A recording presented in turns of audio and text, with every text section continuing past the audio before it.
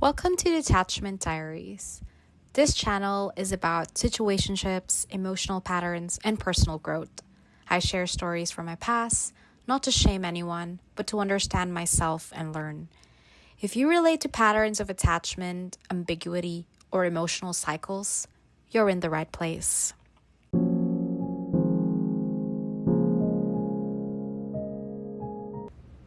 I used to ask myself this question all the time. Why do I keep liking men who don't fully choose me? Not occasionally, not once or twice, but repeatedly. And for a long time, I thought it was just bad luck, bad timing, wrong guys, dating culture, living in the wrong city.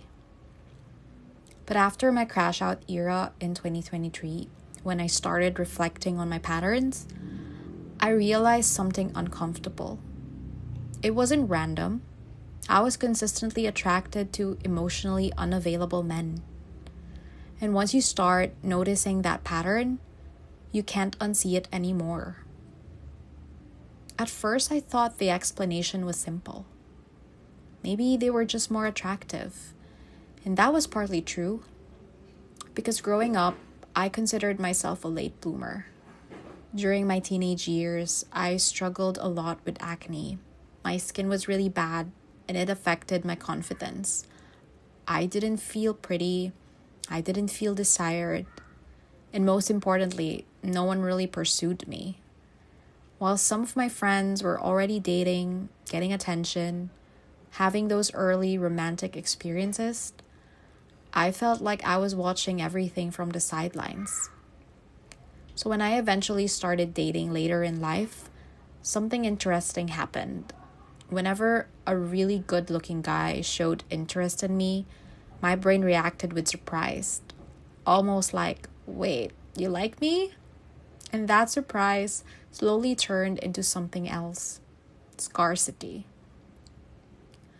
Because when you grow up feeling overlooked, attention suddenly feels rare.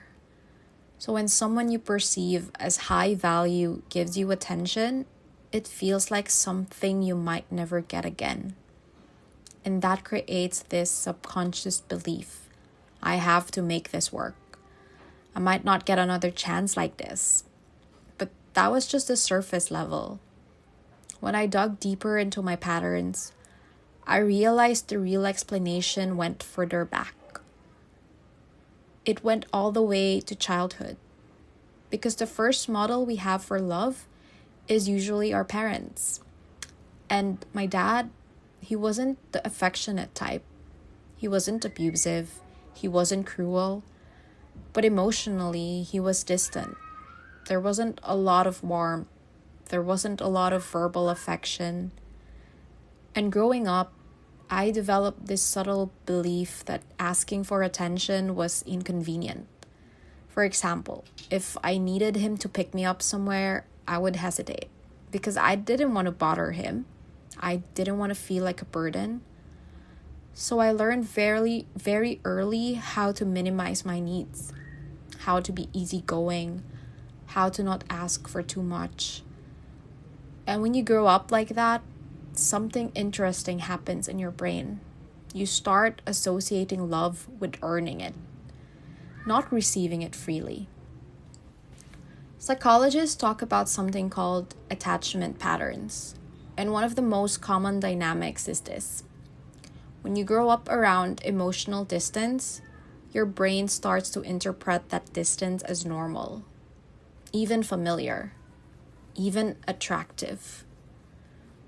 So when I met emotionally unavailable men later in life, something about them felt familiar. Not consciously, but subconsciously. The unpredictability, the mixed signals, the moments of warmth followed by distance. My nervous system recognized that pattern. It felt like home. And here's the weird part.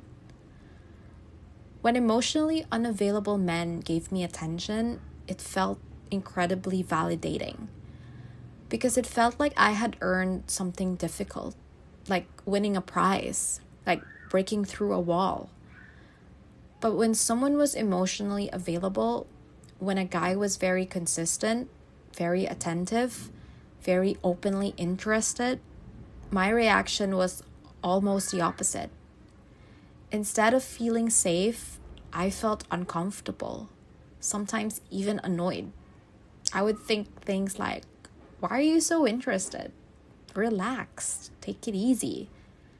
And looking back now, it's kind of funny. Because if someone actually gave me the healthy attention I claimed I wanted, I would sometimes get the ick. It felt too easy, too available, too predictable. And my brain had been trained to see difficulty as excitement. But here's the part that's also important to admit. It wasn't just the men. Sometimes I was also the red flag.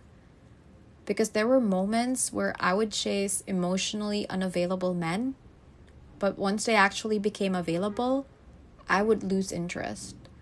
Suddenly the excitement was gone. Suddenly the challenge disappeared, and I would feel bored, which is a classic push-pull dynamic. And it's actually very common for people with certain attachment patterns. You crave the validation, you chase the distance, but when the connection becomes stable, your brain doesn't know how to process it because stability feels unfamiliar. This was a very uncomfortable realization for me because it meant I couldn't just blame the men I dated. I had to look at my own role in the pattern. But that's also where the real growth started. Because once you understand why your brain is wired a certain way, you can start challenging it.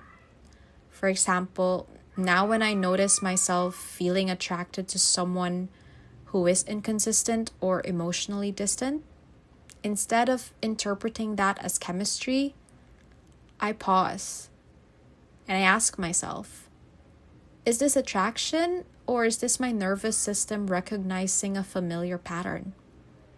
Because those two things can feel very similar, but they lead to very different outcomes. Another thing I had to learn was how to receive effort, which sounds simple, but it wasn't easy for me. Because when you grow up minimizing your needs, you become very good at being the low maintenance person, the cool girl, the easygoing one, the one who doesn't ask for much.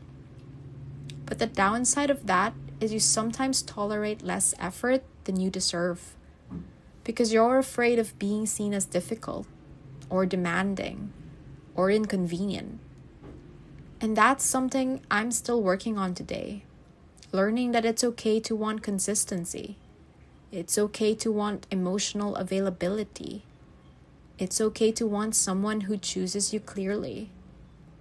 Now, don't get me wrong. Understanding the psychology doesn't magically fix everything overnight. Your brain wiring doesn't change instantly. These patterns can take years to unwind. Sometimes you still feel the pull toward the same type of person. But awareness changes the way you respond. Before, I would fall into the pattern automatically. Now, I can at least pause and recognize what's happening. And that small pause can change the outcome. Looking back, I don't feel ashamed of those patterns anymore because a lot of people go through something similar. Our relationship patterns are often just reflections of the environments we grew up in. We're not broken. We're just repeating what our nervous system learned early in life. But the beautiful thing about awareness is that it gives you the chance to rewrite the script slowly, imperfectly, but intentionally. So if you ever find yourself constantly attracted to people who are emotionally unavailable, instead of asking, why do I keep choosing the wrong people? Try asking a different question. What feels familiar about this dynamic? Because sometimes the patterns we call chemistry are actually just old emotional blueprints playing out again. And once you see that clearly, you finally get the chance to choose something different.